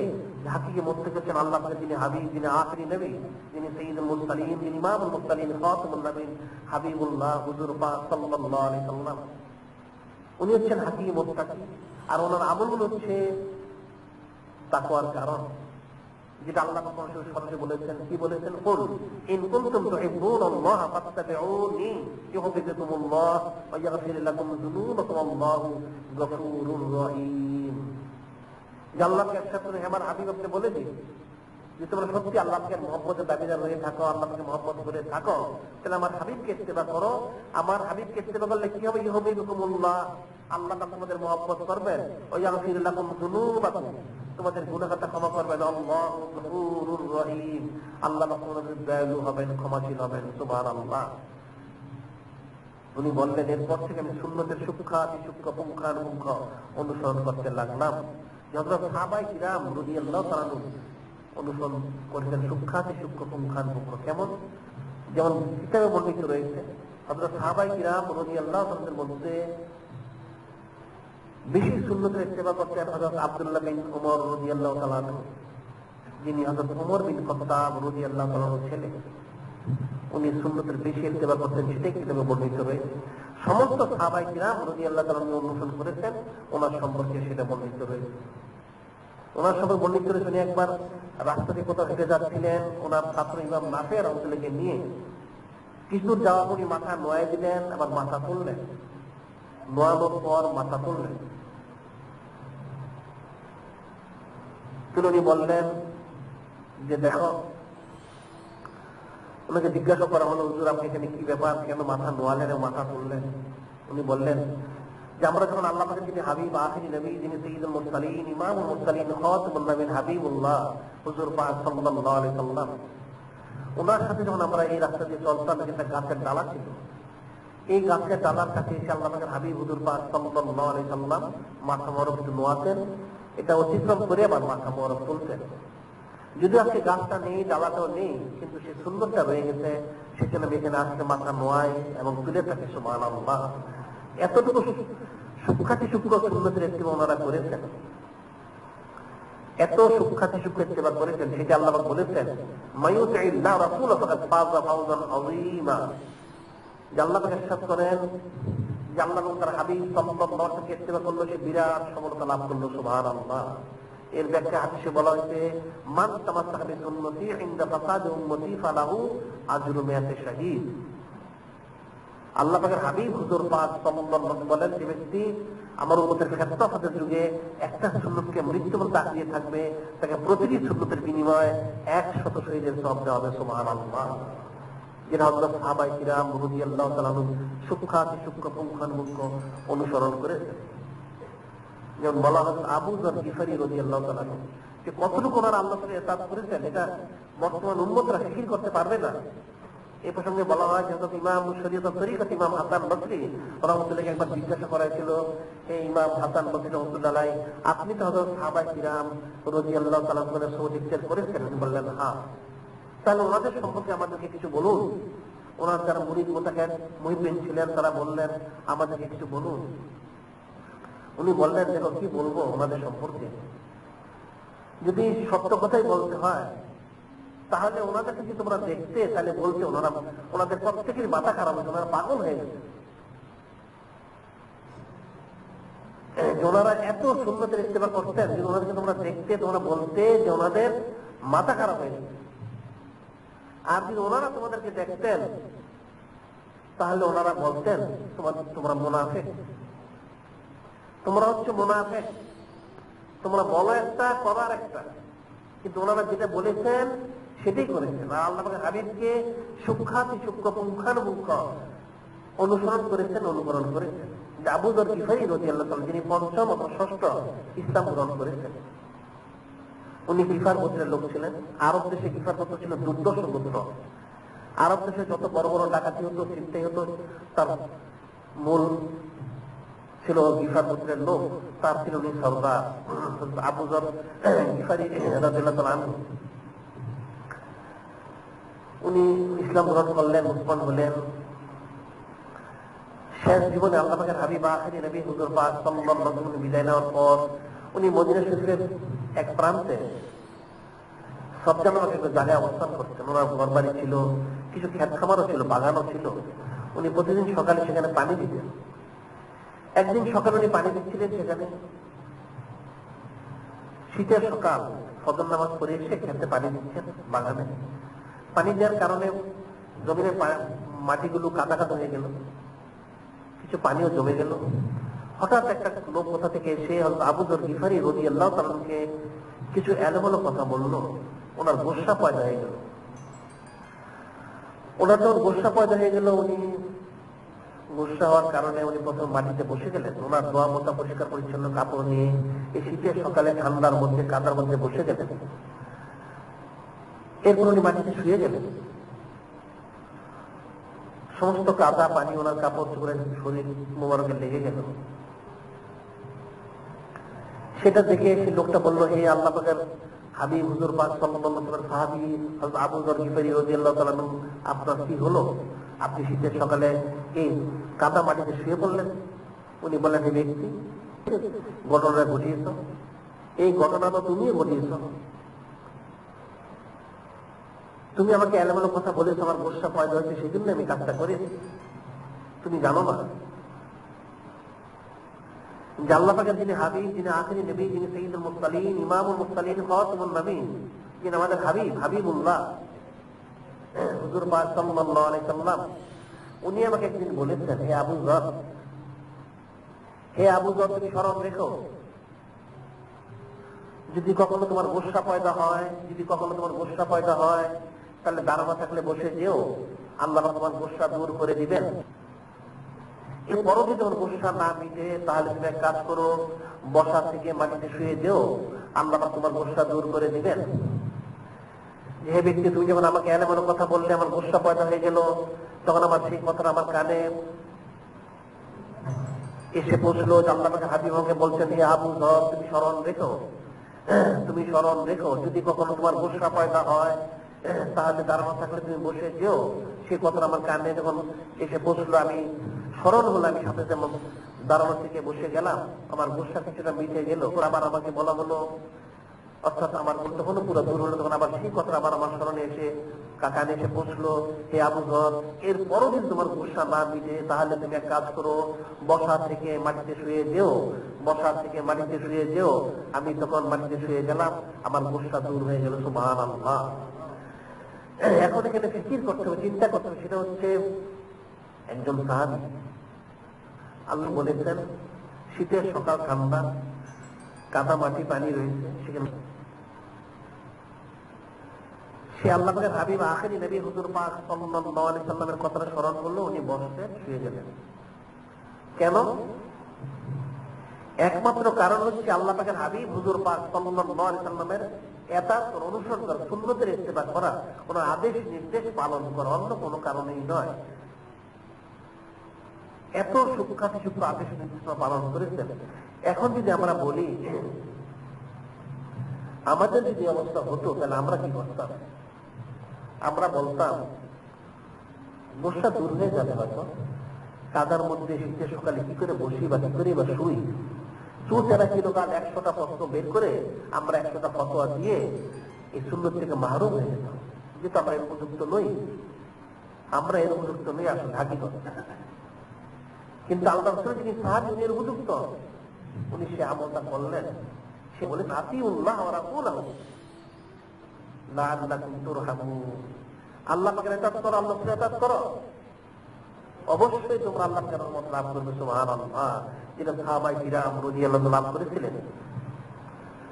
আনাস বিন মালিক রাদিয়াল্লাহু আনহু, যিনি 10 বছর থেকে 20 বছর, একাধারে 10 বছর আল্লাহর হাবিব হুজুর পাক সাল্লাল্লাহু আলাইহি ওয়াসাল্লামের খেদমত করেছিলেন, উনি বলেছেন যে ওনার 100 বছর বয়সে ইন্তেকাল করেছেন, কিছু কম বেশি রয়েছে। ওনার মৃত্যুর পূর্বে উনি বলেছেন যে দেখো, আমার জীবনে আমি প্রথম জীবনে কখনো কদু খাওয়া পছন্দ করতাম না। একবার আমি আল্লাহ পাকের হাবিব হুজুর পাক সাল্লাল্লাহু আলাইহি ওয়াসাল্লামের সাথে খাদেম হিসেবে এক দাওয়াতে গিয়েছিলাম। এক দর্জি সাহাবী, উনি দাওয়াত দিয়েছিলেন আল্লাহ পাকের হাবিবকে। আমি সেখানে গেলাম খাদেম হিসেবে, দেখলাম উনি আরব দেশের নিয়ম ছিল যে সুন্নত নিয়ম, দস্তরখানা বিছিয়ে উনি রুটি দিলেন, একটা পেয়ালিতে কিছু গোশত দিলেন মধু সহ। আল্লাহ পাকের হাবিব হুজুর পাক সাল্লাল্লাহু আলাইহি ওয়াসাল্লাম সে পেয়ালি থেকে কদুর টুকরাগুলো বেছে বেছে খাচ্ছিলেন। যে সেটা দেখার পরে কদুর প্রতি আমার মহব্বত পয়দা হয়ে গেল। এর আগে আমি কদু মহব্বত করতাম না। যে আল্লাহ পাকের হাবিব বিদায় নেওয়ার পর প্রায় 80 বছর কমপক্ষে উনি জীবিত ছিলেন। উনি বললেন, আমার এই 80 বছর জিন্দেগিতে আমি যতবার বাজারে গিয়েছি কদু পেয়েছি, আমি প্রত্যেকবার কদু এনে সেটা আমি খেয়েছি। একমাত্র উদ্দেশ্য ছিল আল্লাহ পাকের হাবিব আখেরি নবী হুজুর পাক সাল্লাল্লাহু আলাইহি ওয়াসাল্লামের ইত্তেবা, সুন্নতের অনুসরণ করা, অন্য কোনো কারণে নয়। আল্লাহ পাকের হাবিব মহব্বত করেছেন, সেজন্য আমি মহব্বত করেছি। আল্লাহ পাকের হাবিব খেয়েছেন, সেজন্য আমি খেয়েছি। সেটা আল্লাহ পাক বলেছেন আতিউল্লাহ ওয়া রাসূলাহু ইন কুনতুম মুমিনিন, আল্লাহ পাক অনুসরণ করো, আল্লাহ পাক অনুসরণ করো যদি তোমরা মুমিন হয়ে থাকো। যদি তোমরা মুমিন হয়ে থাকো তাহলে আল্লাহ পাক অনুসরণ করো, আল্লাহ রাসূলকে অনুসরণ করো। হযরত হাতেম মাসে বললেন, হাকিকি তাকওয়া আমি দেখতে পেলাম সুন্নতের মধ্যেই। তখন থেকে আমি সুন্নতের সূক্ষ্মাতি সূক্ষ্ম পুঙ্খানু অনুসরণ এবং অনুসরণ করতে লাগলাম। সুন্নতের সূক্ষ্মাতি সূক্ষ্ম পুঙ্খানু অনুসরণ অনুসরণ করতে লাগলাম, এবং প্রকৃতপক্ষে আমল তো সেটাই। কাজে থেকে আমাদের ফিকির করতে হবে। সময় অবশ্য অনেক হয়ে গেছে, আমার সামনে ছিল, আমরা আলোচনা করবো যে ফিকির আসলে সেটাই, যদি কারো না থাকে সে কঠিন কালেও আল্লাহ পাকের মোহাম্মদ মারিফত, আল্লাহের মোহাম্মদ তাল্লুক হাসিল করতে পারবে না। যার ভিতরে যতটুকু তাসawwuf থাকবে ঠিক ততটুকু সে আল্লাহ পাকের মোহাম্মদ মারিফত তাল্লুক, আল্লাহ পাকের হাবিবের তাল্লুক সে মোহাম্মদ হাসিল করতে পারবে। কাজে আমরা আল্লাহ পাকের সেই দোয়া সে আরজু করবো যে আল্লাহ আমাদেরকে সে হাকিকি ইলমের তাসawwuf অর্জন করার তৌফিক দান করেন। আমার বাকি যেটা রয়ে গেল ইনশাআল্লাহ আমরা সামনে সপ্তাহে আলোচনা করবো ইনশাআল্লাহ। এখানে কয়েকটা বিষয় বলা হচ্ছে। 1 নম্বর হচ্ছে আমাদের মাদ্রাসা ভর্তি পরীক্ষা দ্বিতীয় ভর্তি 15ই ফেব্রুয়ারি, এটা মনে রাখবেন 15ই ফেব্রুয়ারি রোজ, 15 শুক্রবার নাকি 15ই ফেব্রুয়ারি মনে রাখবেন আপনারা। 15 ফেব্রুয়ারি আমাদের এখানে মাদ্রাসা ভর্তি পরীক্ষা রয়েছে। আপনারা যারা মাদ্রাসা ছাত্র ভর্তি করাতে চান তারা যোগাযোগ করবেন। আর আরেকটা বিষয় হচ্ছে পারিবারিক তালিমের যে বিষয়টা রয়েছে, পারিবারিক তালিম আমাদের ফেব্রুয়ারি মাসের 2 তারিখে সেটা, ফেব্রুয়ারির 2 তারিখ সেটা 15 তারিখে বোধহয় শুক্রবারই হবে, 2 তারিখ হচ্ছে শনিবার। ফেব্রুয়ারির 2 তারিখ হচ্ছে শনিবার, বাদ মাগরিব থেকে পারিবারিক তালিম রয়েছে। আপনারা যারা গতবার অংশগ্রহণ করেছেন তারা সবাই অংশগ্রহণ চেষ্টা করবেন। এমনি অনেক শিক্ষার বিষয় রয়েছে, নসিহত ইবরত রয়েছে। কারণ সংসার যদি সুখের হয়ে যায় তাহলে তার ইহকাল পরকালে তার জন্য কামিয়াবি। স্বামী স্ত্রী দুইজনে যদি দিনদার হয়ে যায়, আল্লাহ ওয়ালি হয়ে যায়, তাহলে ইহকাল পরকালে তার জন্য কামিয়াবি, অন্যথা তাদের কোনো কামিয়াবি নেই। আর তৃতীয় হচ্ছে মহিলাদের জামাতের জন্য যে হ্যান্ডবিল ছাপানোর কথা ছিল, সেটা আমাদের কিছু ছাপানো হয়েছে, আমরা আবার ছাপাবো। আর বলা হয়েছিল অনেকে শরীর থাকবে এর মধ্যে, যাদের পক্ষে যতটুকু সম্ভব আপনারা সেটা আমাদের টাকা পয়সা দিয়ে শরীর থাকতে চেষ্টা করবেন, এটা আমাদের জানানোর জন্য জানিয়ে দিলাম। হারাম কাজ থেকে মানুষকে ফিরানো সেটা দায়িত্ব কর্তব্য, এটাই হারাম না, একেবারে কুফরি কাজ। মহিলাদের জামাত এটা কুফরি, ওটা মাসিক আলমের সামনে সংখ্যা আসলে আপনারা পাবেন। কাজে আল্লাহ পাকেন আমাদের সবাইকে আল্লাহর মতামত করে সুপথমত করবেন, সেই দোয়া জন্য আল্লাহ যাবো। এখন যারা পড়ে এসেছেন তারা 4 রাকাত কবলার জন্য আখির দাওয়ান আলহামদুলিল্লাহি রাব্বিল আলামিন। আসসালামু আলাইকুম ওয়া রাহমাতুল্লাহ।